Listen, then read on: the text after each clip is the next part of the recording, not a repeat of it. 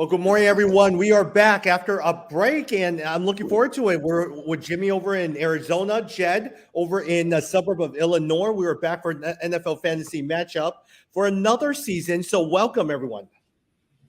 Jed, it's been like a year, seems like, since we've been together on this thing. Yeah, good morning, everyone. And I certainly missed you too, and missed the chance to talk football. It's great. I know the three of us still are on text chain. We were doing NBA fantasy NBA fantasy. We don't record a podcast on it, but it's been really like right before the draft where we really talked. Yeah, NBA fantasy, basketball fantasy was good for me this year. I did well with Jaylen Brown and Tatum, but yeah, it's now back to football. Excited. Yeah. Hey, look, for this particular first episode, next week I'm actually gone, so we won't be recording. So for this particular episode, I want to go through some of the news and notes that are coming out of training camp. Here's some of your thoughts in terms of what that means for the team for the seat potentially as we start the season. Then I want to talk a little bit about draft strategy, what your draft strategy is going in, and even some of the players that is on your radar for you to either avoid or even pick up for later on this year. So want to start there? Sure. Sounds good. Yep, sounds good. All right, Jed, I'm going to start with you as well, too. The person that is hot in the news is Deshaun Watson. I totally understand what your thoughts are and how you feel about him. But the Browns are planning to have Watson start Friday's preseason game. Now, news report comes with the six-week suspension. Roger Goodell is not happy and has brought in his own person. He's looking at least at a 1-year ban, according to Adam Schefter. Yes, 1 year. People are willing to say that he's open to 8-month ban. Let me ask you a quick question. At the end of the day, are you even picking up, if you were on, probably not this year, but are you even picking up on this year, or even if you have a keeper league? So personally, I would not touch the guy. I cannot. As much as he is an incredible talent, top 5 talent. Let's be really clear, top 5 quarterback talent. I just cannot get over the accusations. As much as I love fantasy football and want to win, I wouldn't want to win with that guy. Also, personally, as you said, remember Goodell. Basically, the way this is set up, and the NFLPA agreed to this. He basically can appeal to his own guy. So essentially he gets to do whatever he wants. You saw that Watson's camp came out and said, we would accept an 8-game suspension. That's all smoke. Goodell's going to push for a year. And to me, what he's going to push for is indefinite suspension, which is really crazy. But I think what he'll end up getting is a full year. So for me personally, obviously, you got to wait to hear this information before you even consider drafting him. The only way I would consider that was if he was in a keeper league. I really wouldn't consider him for this year. I think this Friday's announcement about he's going to start in the preseason game was really to push the NFL. The Browns are trying to push them because they want to know, they don't want this to drag out. If he's going to be suspended for a year, they want to know now so they can make plans. And this is kind of forcing Goodell's hand. So me personally, I would avoid it. Even if you're considering it, I'd wait a little bit more to hear the news. Yeah. The rumors out there is that they might bring in, I was reading that they might bring in Jimmy Garoppolo via a trade from San Francisco.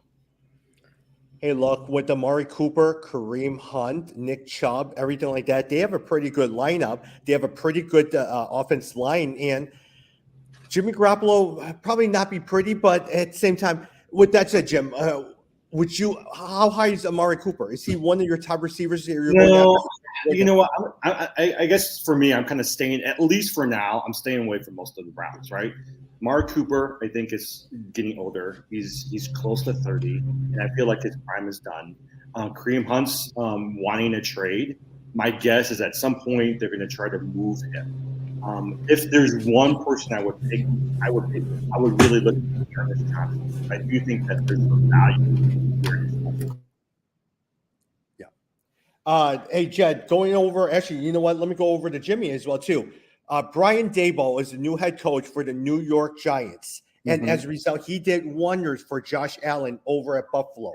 Let me get your thoughts on 2 players. Kenny Galladay, in last night's preseason game, caught 1 of 3 targets for 6 yards. He is your starting wide receiver.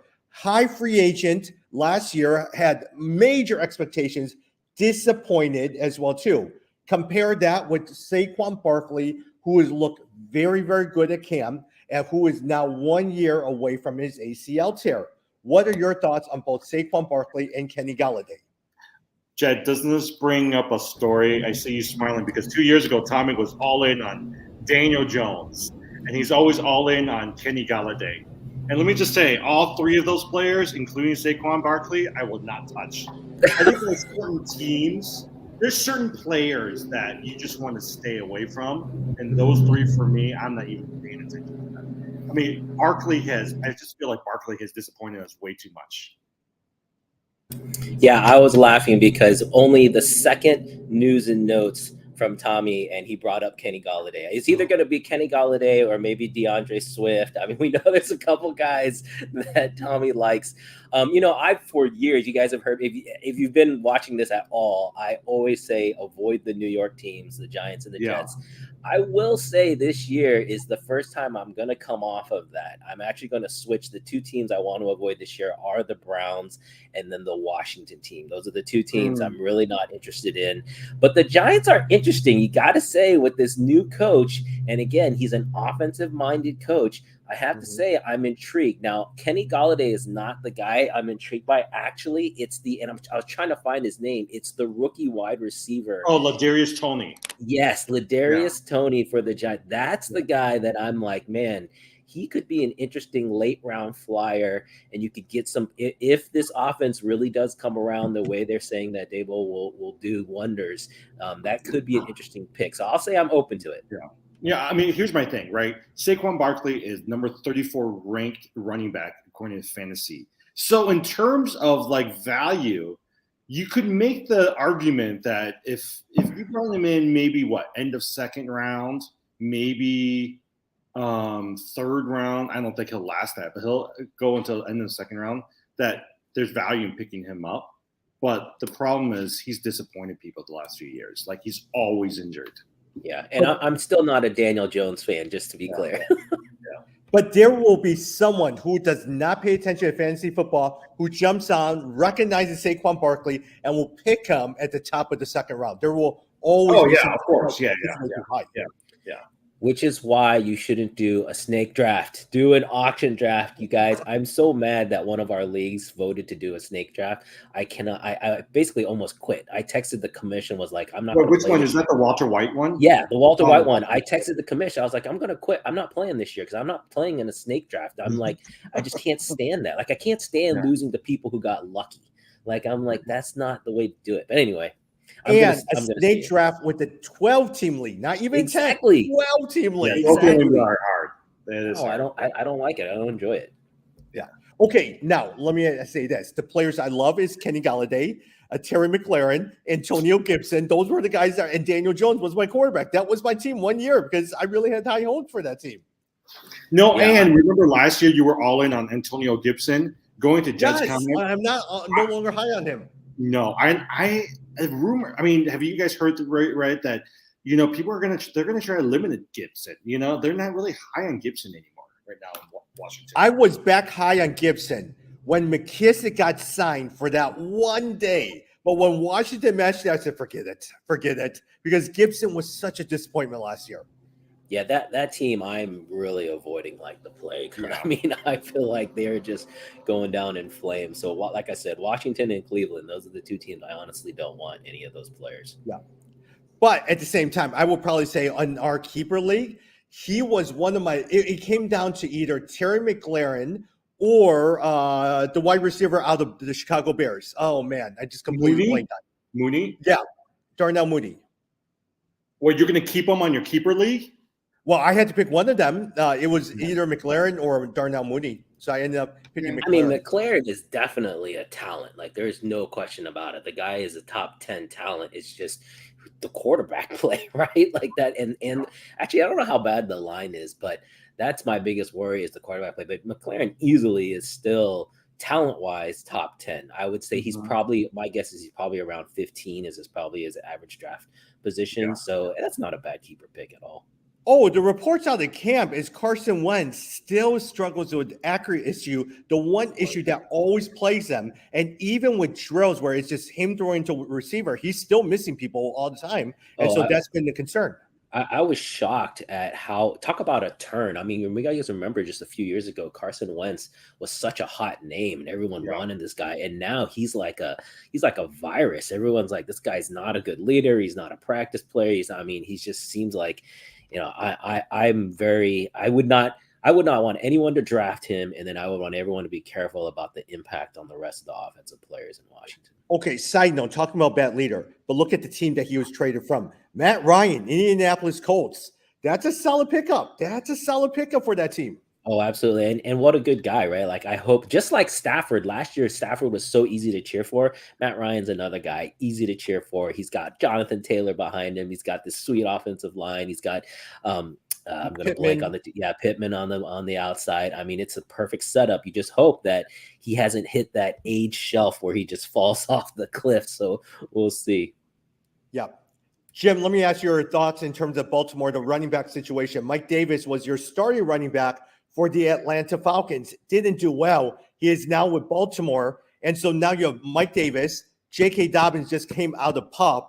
Mm-hmm. What are your chances? You're definitely not going to pick up Mike Davis unless you need a flyer. You need someone on from waivers or something like that. What do you think of J.K. Dobbins? Yeah, no, I mean, even after, right, like Gus Edwards is usually the backup. He's out. I think he'll be out for a few more weeks. I think J.K. Dobbins is going to be fine. Remember, at least with Baltimore, you always have Lamar Jackson, who really is also going to be your number 2 running back there too. So for me, I just don't think that there's value in Mike Davis. And even after what happened last year, I mean, I'm not even. I actually just dropped him in one of my long-term dynasty leagues. Yeah, I was just looking. I don't even see Dobbins in the top 20. I think he's going pretty hard down. Yeah. So really interesting. I mean, I think these running backs, right, Jed, we're going to talk a little bit about later. Some of these guys are so suspect, right? Like, you pick up a running back, they're not going to stay healthy it's very few of them will stay healthy for the entire year. And so the Dobbins of people who's just coming out from injury, you just don't want to touch them.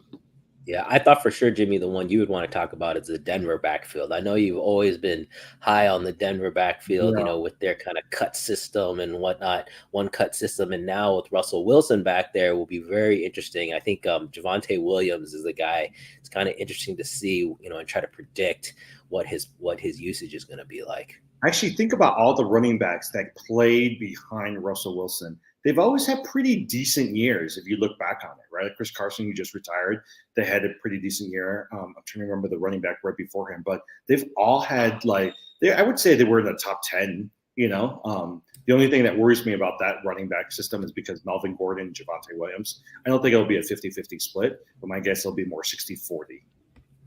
Yeah, hey, I was all in on Javonte Williams until they signed Melvin Gordon late into this offseason. I'm sitting there, oh my gosh. I mean, he was going to be really good. Yeah, but remember, Melvin Gordon is what I was reading his stats. He's 30 now. Last year, the only player in the last couple of years who hit 30 and actually had some sort of decent impact was Mark Ingram. And that was him playing a few years with Baltimore. But that's it. Like most running backs, once they hit 30, there's not much value coming out of them. He also has a foot injury in training camp right now, Melvin Gordon. So that's something to watch as well, too. Yeah. Jed, let me talk to you about Tom Brady. Tom Brady is out for personal reasons. And look, you know what? He's been around for so long. He doesn't need training camp. But which of these players on the Tampa Bay team are you excited for? Mike Evans, Chris Godwin, Russell Gage, Leonard Fournette, Cameron Brate, or Kyle Rudolph? And you didn't mention Julio Jones. Oh, and Julio Jones. Because it's interesting. A lot of people think Julio is going to jump Russell Gage and be the third back, a 30 wide receiver. I was also reading that Chris Godwin, it doesn't sound like he's fully back. It sounds like there's some question marks about him, which to me elevates Mike Evans a little bit more dependent on Mike Evans and maybe gives Julio even a chance to jump, which is interesting because you guys remember for years, Chris Godwin was one of my favorites. I mean, a target hog and just a, great player. But here's the biggest thing to me out of that team, Tampa Bay. they lost both their starting center and their starting left guard. I don't know if you guys saw that. Both of them out with injuries for the year. So that is a huge deal, especially for Brady, and to have that lack of consistency on the line.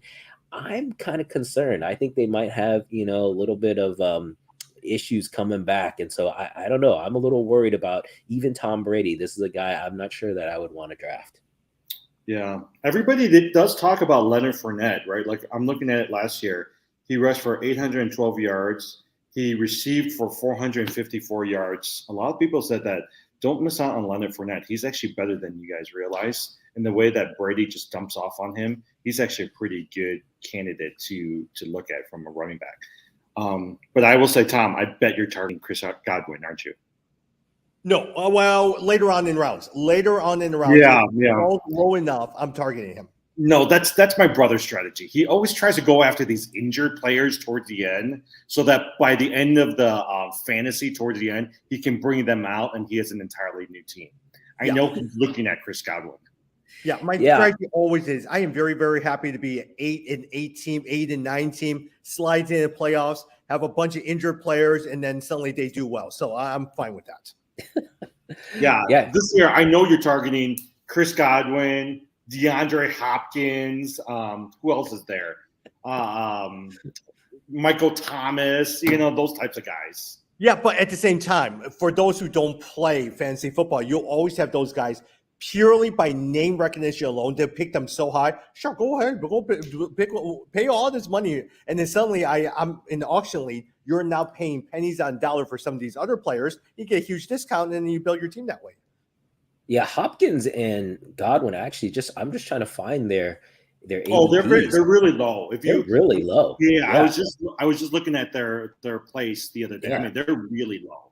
They're both outside top 20, top 25. Yeah. So you definitely Hopkins is 101. Yeah. See, that's what I'm saying. Like, it's pretty low, so you can definitely get a lot of value there. But anyhow, we'll see. That team, the Cardinals, is very interesting. Kyler Murray finally got paid, got his big contract. I'm a little worried. I feel like a lot of these superstars, when they finally get their money, the year after, the year of the contract year is when they play really well. The year after, there's usually a little bit of a dip. So I'm a little bit worried for Kyler Murray. Jed, let me ask you, what did you think of all that conversation regarding his study hours? Oh, that was horrible. I thought his response was really good. I don't know if you guys saw his response, where basically he was like, look, if you think that you can be, a top 5 NFL player, a top college player, and a top high school player without study, he's like, you don't understand football. And I think that's really true, right? Like, if you think that these guys can get away with like just pure talent, it's just not the way it works. Like, you've got to put in some of the hours. But I think it was either way, it was just not, whoever was reviewing contracts should have caught that, because it was going to look bad no matter what. Like, they shouldn't have had that in there no matter what. Yeah. But the concern with Kyler Murray is, and just even watching some of the NFL broadcasts as well too, they must have felt so strongly about this contract and him studying that if they were going to give him a huge contract, there must have been something lacking in his study time that they needed to improve on, because the owner had to approve that one. Yeah, I mean, again, but even if that's the case, to me, that's where it's like you can't put that in writing, something that the public can get access to. I don't know. Maybe he's not the first in, last out kind of guy. But I don't get the sense, especially with that offense and with the way you see him play, I just don't feel like that's possible without at least some study. Now, maybe it's not enough for them, and that's why they put that in there, but it's not like the guy hasn't performed either. I mean, again, you wouldn't get that kind of a contract if you hadn't been at least top 10, over each of those years. My comment about Kyler Murray, look at the 3 receivers he's got this year. He's got DeAndre Hopkins, who's going to be out for most of the first 6 games. He's got Marquise Brown, who just got arrested because he was driving so fast, which I've never been that big of a Marquise Brown fan. I mean, he's got Rondale Moore, right? Who was number 3 wide receiver in the depth chart. I do think if you're going to pick a receiver, you place your bets on the Rondale Moore, because they're going to need to rely on him this year. I would disagree. I would tend to go with Marquise Brown because look, he's shown flashes. Really? He's shown flashes in it. I think a lot of times before DeAndre Hopkins comes, he is probably your best bet. Rondell Moore was okay. There was so many hype around him, but I think I would go with Marquise Brown. Yeah, I actually agree with you, Tommy, and mainly because of the college connection. Remember, they played college together. They're buddies. So this is someone that he wanted in-house. I have a feeling he's going to look his way quite a bit. Yeah. But do you think, okay, so with that said, do you think that the value of Travis Kelce elevates? So would you consider picking him higher in the first round because there's nobody else, except maybe James Conner? Zach Ertz. Oh yeah, Zach Ertz. Yeah, would that elevate Zach Ertz in terms of no, not really. You don't think so? Yeah. Did Ertz didn't get injured last year, right? Did he make it a year without getting hurt? He did. He scored like 6 touchdowns in the short. Yeah, so he made it a year. I remember that guy would get hurt all the time in Philly. Yeah. Jim, speaking of that, I know both of you guys like James Connors. Is James Connors a round 1 running back for you? No, I don't think so. I mean, but he did score 18 touchdowns last year. But I think it was. No, I think Arizona is one of those teams where I think you're going to see a little bit of regression to the mean. So they're going to come back a little bit. I expect their scoring to be down. I think James Conner is probably like maybe in the 20th range as far as running backs. I don't think he's top 10. I think he's maybe at the outside of a top 20 back. But I'm not very high on the Cardinals as much as I like Kyler Murray. Hey, Jed, speaking of that, going back, Chase Edmonds was a guy who was backing up, actually had the starting position over James Conner, and James Conner did so well. He catches and also scores from the red zone. But Chase Edmonds went to Miami. Your 2 starting running backs over in Miami right now is Chase Edmonds, Raheem Mostert, and maybe Myles Gaskin. Out of those 3, who do you like the most? Oh, gosh, I have no idea. And that wait. Give me one more. Sony Michel. I didn't realize Sony Michel was on this team. Yeah, that team to me is one of the ones huge question marks, right? Like Tyreek Hill coming in, what's going to be the impact? Everyone's all in on Tua. Are we going to see progression on his, him continuing to get better? We saw last year there were still some accuracy issues, still a little bit of command issues with the offense. Can he take the next leap to really go further and push his team?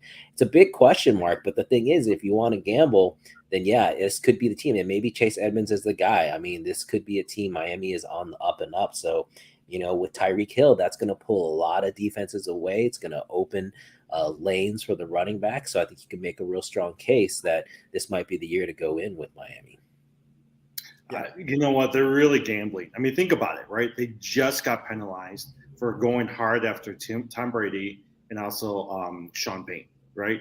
And once they got caught on that, all of a sudden they decide now they think that Tua is worth not just the money, but the players around him, right? So they brought in all these other people hoping that they can compensate Tua. I still think they don't have confidence in Tua. I just don't think this is going to work. Out of all the players, I feel like I'm staying away from Tyreek Hill. Only Jalen Waddle, in my eyes, is actually worth a pickup, and that's from a dynasty. You think Tyreek Hill? Mike Gesicki. No, every year everyone looks at Mike Gesicki. He doesn't do anything. I love Mike Gesicki. No, I've heard Mike Gesicki's hype the last 3 years. Every year you pick him up and you dump him towards the end because he doesn't do anything. Did you see his volleyball tape on YouTube? He's a great volleyball player. Mike Gesicki is going to be the guy I'm going after this year. Jed, I'm going to let Tommy pick Mike Gesicki. I already know he's got 2 or 3 guys he's going to go after. Mike Gesicki, my guess, is one of them, but I'm going to stay away from that guy. I don't think Gesicki's a bad move, especially with Tua. You feel like with the weaker quarterbacks, tight end is their safety net, and so that's not too bad of a play. But yeah, I think Tyreek Hill is still top 10 I think he's on the outside edge, but he's still in that 9-10 range. And then Jalen Waddle, I would put in the next round about kind of towards the end of the 20th, top 20, but still intriguing. But I agree, I'm not sold on Tua. We'll see how it plays out. Okay. So let's go back. Who would you guys choose, Zach Ertz or Mike Gesicki? Mike Gesicki. Yeah, I would probably take Gesicki. Really? I would go after Ertz. No, I go after Ertz. It's just too I don't know. I still feel like he's too injury prone. Yeah. Hey, but you guys didn't answer my question. If you were, is it Mostert? Is it Sony Michel? Is it? No, I said Edmonds. Edmonds. Yeah, I said Edmonds. Yeah, I go for Edmonds. But Raheem Mostert, he's fast. I think here's the thing: is he'll get most of the he'll get most of the goal line. I will say that. Whereas for Chase Edmonds, he'll get running and then he'll also get receiving, so they'll benefit if you're in a PPR league. But I still like Edmonds more. Now, I would say this: Sony Michel did very well, and in some leagues he was being picked up as part of the Los Angeles Rams. I don't know why he signed with such a crowded backfield. I just don't understand it. But man, he's really good. Well, remember he signed before Chase Edmonds, and so my guess is I don't know if he knew that they were going to bring in Chase Edmonds when he signed. Yeah, exactly. Going back to my Mike Gesicki, and I'll move on as well too. Look, I probably am not going. We were going to talk a little bit about draft strategies. I'm not in on any of the high receivers. I'm not in on Mark Andrews. I know Jed usually loves Mark Andrews, but if I go with the second tier, you're going to wait, and there's Mike Gesicki sitting there waiting. I tend to like picking up my tight ends later on in the draft. No, I agree with that. There are definitely plenty of tight ends at the end, but Andrews has shown the consistency, especially last year, because I thought he started off slow and then ended up the year pretty well. I think he was top 2 or top 3 at the end of the year. The guy I'm back on is Kyle Pitts, right? Kyle Pitts. Yeah. I was disappointed last year. Defense is really focused on him. They were not able to game plan. We got to see how what's his name? The new quarterback out of Oregon. Come on, guys, Atlanta. Who's the new quarterback with the Falcons? Marcus Mariota. Marcus Mariota, formerly from Oregon. We got to see how he does, but man, Kyle Pitts is still a physical beast, and in that offense, he's going to be a focal point, and so that's a guy that I'm really excited to see what happens this year. Yeah. Okay, so right now, Gesicki is listed as the 113th ranked player. Here's my 3 players I would pick over Gesicki that you can get better. Freiermuth from Pittsburgh, Dallas Goedert from Philly. Eagles, and Zach Ertz. I mean, those guys I think will have a better season than even Hunter Henry. I would consider. I would take Goddard. I think Philly this year is very interesting, right? You bring in AJ Brown, Jalen Hurts. A lot of people forget Jalen Hurts was top 5 last year. You guys realize that? He was top 5 QB because of his running stats. They bring in AJ Brown. I think Goddard has a real chance to be a performer with this offense. Actually, Kyle Rudolph with the Buccaneers. That's an intriguing one with Brady too, because he was recruited by Brady. Is Kyle Rudolph like 40? That guy has been. I don't know, but he's a pretty good player. I could see him doing pretty good. He's solid. He's definitely. I could see him as a bye week fill-in, but I don't know that I'd want him as an every week starter. I would say not to give away my draft strategy. If it was auction draft, that's why I hate Snake. If it was auction draft, I'm saving my money for Jalen Hurts. Yeah, that's true. That's actually a good. That's a good strategy. Yeah, I think Hurts is top 5. If he's not top 5 off the board, something's wrong. Like, I think Hurts is a really strong player. You definitely, all quarterbacks in general, you can wait. But I think he's going to end up top 5. Go ahead. Side note, let me ask you guys a question. This goes back to auction draft. If you were an auction draft and let's say you had Jalen Hurts, who you really want, and it's time for you to nominate, are you nominating someone else different? Do you nominate your guy top, or do you nominate someone, let's say Patrick Mahomes, that people want and spend the most money on so you can save your guy? What's your draft strategy? Mm-hmm. So I love it. I love how we give away our draft strategy. You know that the guys, there's only probably like 10 guys who watch this, and they're all in the leagues that we're in, and they just want to hear what we're going to do. So I love to nominate people I'm not going to go after in the first 5 rounds. I want people to spend people to spend their money, just like you said. But then in the later rounds, I do nominate my own because I want to catch people sleeping.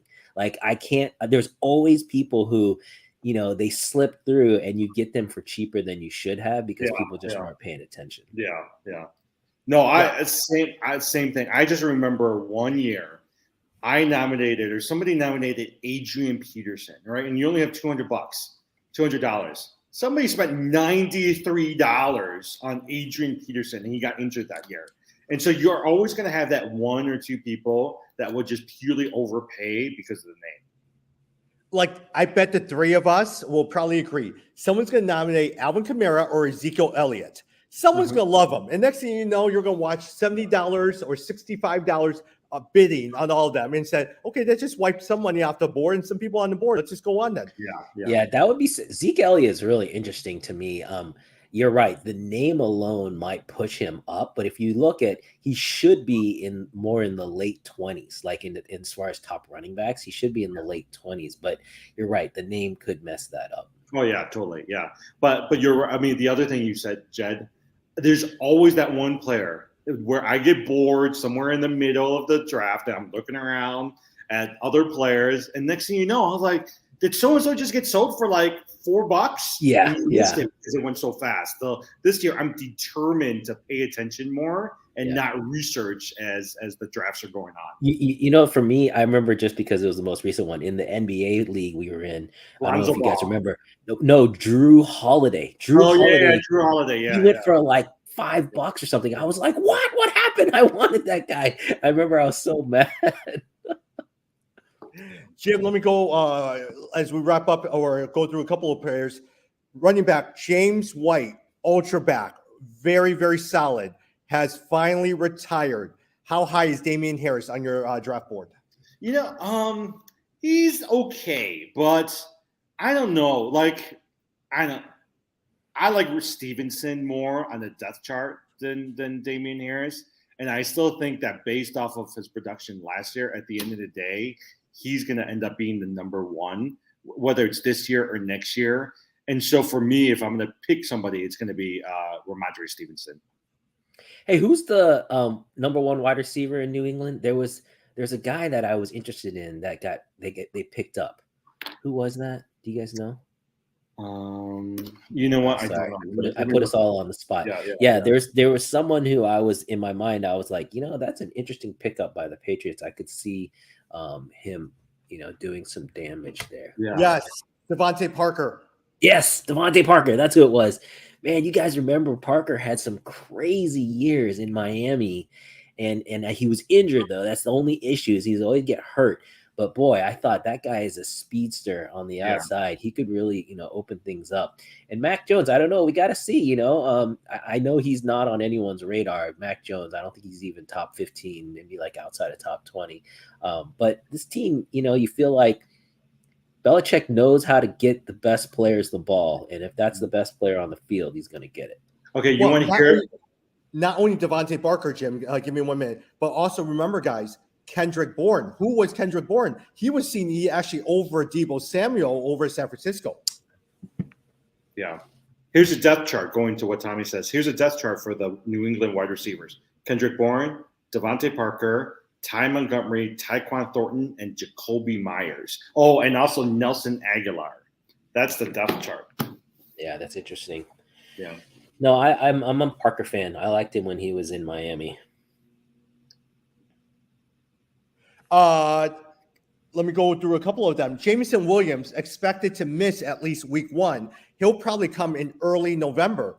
High draft pick, injured his ACL, tore his ACL over in the Alabama game. How high is Jameson Williams? Because Amar St. Brown is probably your number one bet. Yeah, I actually haven't been following that, so I would probably stay away if he just got hurt. I don't know where he's going in the drafts right now.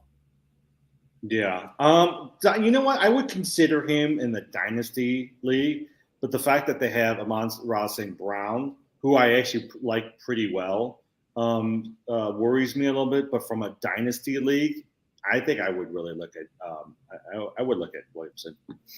Yeah. Jim, as we think about drafts this year, what's your strategy going into the drafts? Are you aiming for a higher tight end? Are you looking at wide receivers? What's your strategy going into the draft this year? Yeah, well, so I know this, right? Like we were talking about this beforehand. If you looked at the last 3 or 4 years, all of the running backs that you end up picking in the first round that most people spend their high draft picks on, most of those running backs aren't usually on your roster by the end of the season. And so I think for me, what I usually try to do is I'll pick up I actually will pick up 2 or 3 receivers that are pretty high. I'll try to go for one of the top tight ends, but I also have a quarterback that's usually high. I usually will try to go after the Josh Allens, Justin Herbert, or Patrick Mahomes, one of those 3. And then I leave. So my gamble is I leave the running backs until the very end. Sometimes it works, sometimes it doesn't. But that's where ideally you want to fill it in with like a Tony Pollard or an AJ Dillon or somebody like that. Oh, Tony Pollard's really interesting. That's another reason Zeke Elliott down in Dallas, because Pollard was really, if you look at his per averages when he was in the game, Dallas was much better with him in the game. So it'll be interesting to see how that plays out.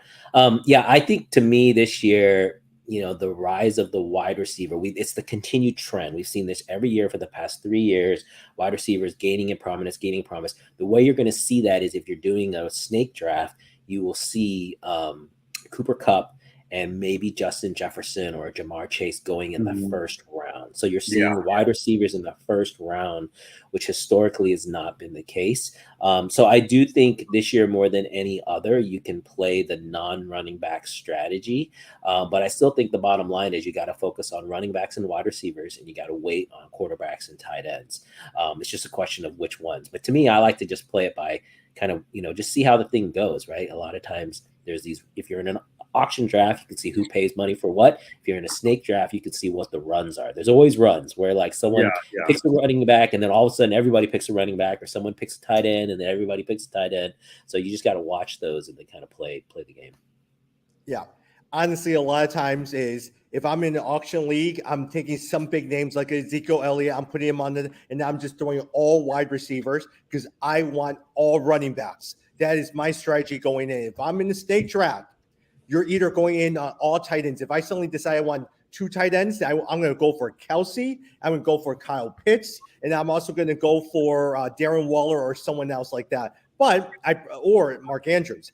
I probably will not go for all tight ends. I'm probably going to go running back heavy this year because there's so many quarterbacks and so many wide receivers. I probably could get Amon-Ra St. Brown probably later on mid-draft, and he could still be my wide receiver 1.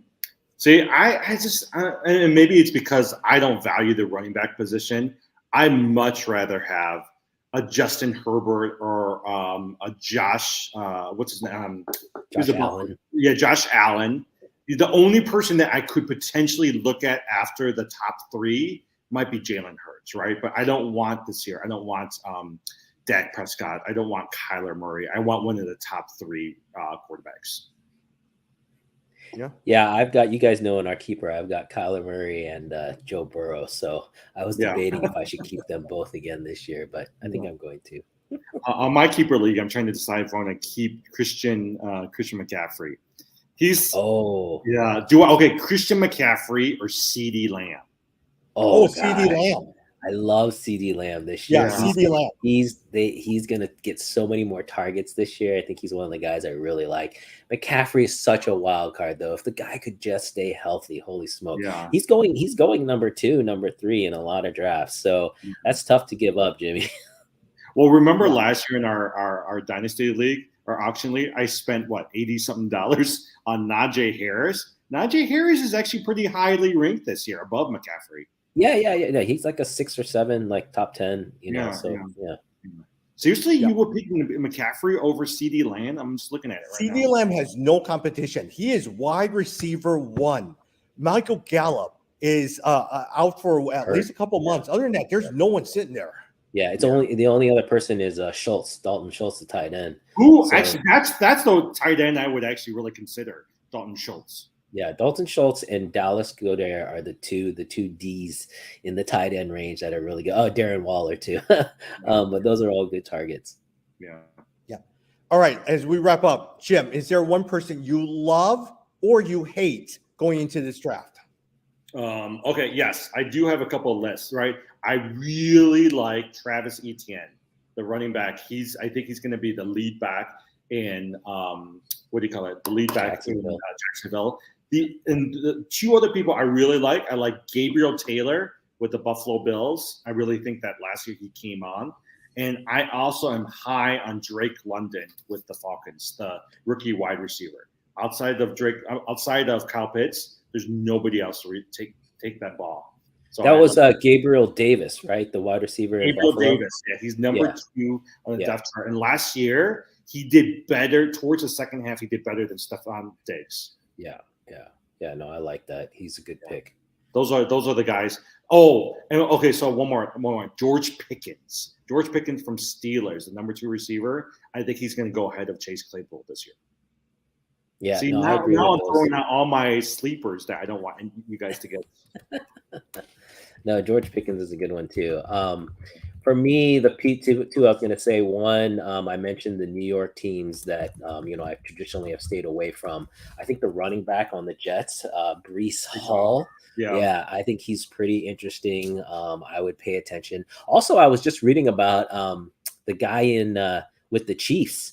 Who's the running back out of the Chiefs? The number 1 running back. Clyde Edwards-Helaire? No. It's No, not the backup. Helaire. The backup that they got. Backup. Yeah. Hold on, I'll get it for you. It's the backup. There's a lot of strong reports on him coming out of camp. So that's someone I might take a flyer on. And then the other one is back in Denver. I'm high on Russell Wilson. I think that was a great pickup. Russell Wilson, by the way, has been averaging in the 9th or 10th quarterback. I think he's going to perform better than that. Remember that in his career, he has never been outside a top 5 as far as fantasy points. So this guy produces. I think he's going to end up higher than his draft position now, which means I also like Cortland Sutton, the wide receiver out there, especially now that Tim Patrick went down with injury. So both Cortland Sutton and, of course, Jerry Jeudy out there, I think are both interesting picks. Yeah. So here's a depth chart for the Chiefs. Helaire is number 1. Number 2 is Ronald Jones. Number 3 is Jerick McKinnon. Number 3 is Isaiah Pacheco. That's the guy. That's the guy, yeah. Yeah, Isaiah Pacheco, the name. All right, last one for me. A lot of times, I love Kenny Walker over at the Seattle Seahawks, all right? Rashad Penny, at the end of the day, is going to get injured. Chris Carson's retired. Take a look on the flyer toward the end. Kenny Walker. Another one I love, Elijah Mitchell over at the San Francisco 49ers. There is no one else in the backfield. McKinnon is gone. Mostert is gone. There's Elijah Mitchell sitting there in an offense, which I love as well, too. But the guy that I can't stand because everyone loves to draft him, but he never performs, Miles Sanders. All right, everyone loves Miles Sanders. He never gets anything done. Hey, can I ask you about 2 people? Where are you guys at with Devontae Adams and DK Metcalf? I'm dropping DK in my keeper league. I think he's probably going to be still top 20, but I'm dropping him in the keeper league just because the quarterback play I don't think is going to be there. And then who's the other one? Devontae Adams. Yeah, that's an interesting one. Actually, I think Derek Carr is interesting because of that pickup with the Raiders. I think Devontae Adams is still definitely top 10, maybe top 5. I mean, he's just that good of a talent. Mm-hmm. But wouldn't you let people fight over Devontae Adams? And, okay, you know what? If he goes really low, I'll pick him up. But I'm just going to let people fight over him. Yeah, I would. Hey, one last thing. I'm looking at my wife's keeper leagues. She has both Justin Jefferson and the guy Chase. from Jamar Chase. Yeah, no, that was. Remember, that was the famous trade where she picked up Jamar Chase for Patrick Mahomes, and at the time we were like, I don't know, but it ended up working out for her. Talk about the wide receiver strategy. She's like totally all in there. She just needs to find a running back to supplement, and then we'll see. But I think last year she was in the back, like the bottom half of the league, right? It was Jamar Chase and Russell Wilson for Patrick Mahomes. Yeah, exactly. If you think about it, that is a very, very smart move. Yeah, picking up the rookies, that's to me is always, especially because we're in a keeper league. So, the rookies are you get to take a little bit of a chance on a rookie because no one's seen them perform. And then you can see like if that pays out in the end. Yeah. And Jim, she has Travis Etienne. So a lot of times you like him. She might be a good one to trade with. Okay, before we end, who's the one player in the top 2 rounds that you cannot let someone else have? Like, who are you going to target? That no one else can have. There's no. I don't have anyone like that. Like if they pay enough, I'm willing to let them go eventually. My 2 highest ones, I really would love a combo of Jamar Chase and Justin Jefferson. I know that's going to be a lot of money, but if I had 2 players, those are the 2 players I'm going to target. Yeah, they're so popular though. I mean, like I said, they're going top 10, in drafts. So it's going to be expensive no matter what. You probably won't be able to get both. You probably can get one. Yeah. I don't know. Everyone's high on Justin Jefferson and Kirk Cousins in Minnesota because of the new offensive scheme there. But I don't know. I'm still, it's a lot. There's a lot of hype right now. Jamar Chase, on the other hand, I think that's legit. I mean, Cincinnati has just shown that offense can feed. The fact that Jamar Chase can be top 10 and T. Higgins still coming in around 10 and 11 just shows you that offense has plenty to go around for their wide receivers. Yeah. And honestly, I think DeAndre Swift is going so high. I'm not sure if I will go for DeAndre Swift. Everyone's going to go after Cooper Kupp. For me, I think the safest one for me, Austin Eckler. Yeah, I can see that. Oh, Eckler is definitely, I think he's ready for kind of a bounce back year. We'll see if he can fly under the radar, but most drafts he's going number 3, number 2, even number 4. So he's hard to get. Tom, you usually have 3 players you target in all your drafts. Who are those 3 players? I don't know yet. Because I like to say Gibson and all that stuff. I don't know yet. Jalen Hurts is one I definitely know, but I don't know yet. So I'll save that for the next time we talk.